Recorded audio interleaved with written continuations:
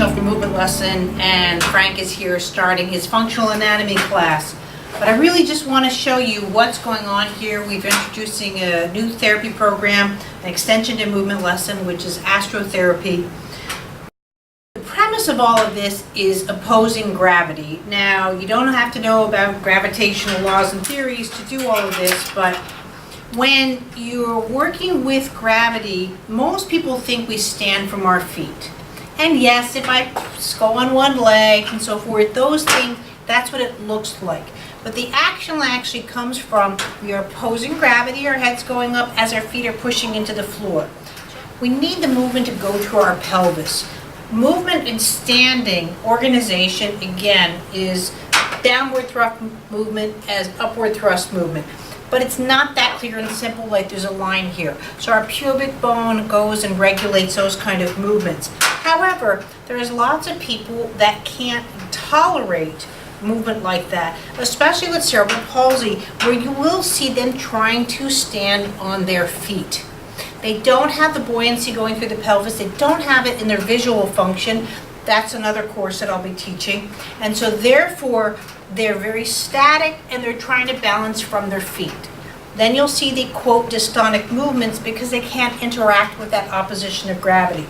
So it's not about holding up a system upright, or especially when you see some programs, I'm sorry, that move the floor. That's not how we work for balance. Balance is that interaction of movement through our system. So what we're doing here is we've created movement. So let's say if he goes to take a step out, he's feeling that thrust, that 14.7 pounds PSI, and we're organizing it into the body. So when he goes to sit down, he's feeling that gravitational pull. And that's what happens going on to have functional movement within the body.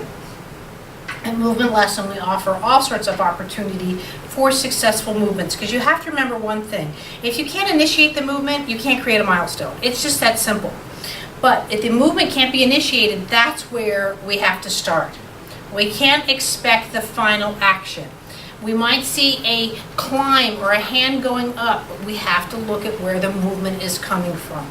So that's what we're here, and that's the premise of the work here at Movement Lesson. If you want to learn more, how to move, why to move, what is a better way of doing something, subscribe below, like, follow through. Coming in 2019, online course on functional anatomy, functional movement, cognitive vision. We have so much more to offer because there's just so much more to help parents and professionals to help a lot of people in this world. So thank you very much. Don't forget to like and subscribe.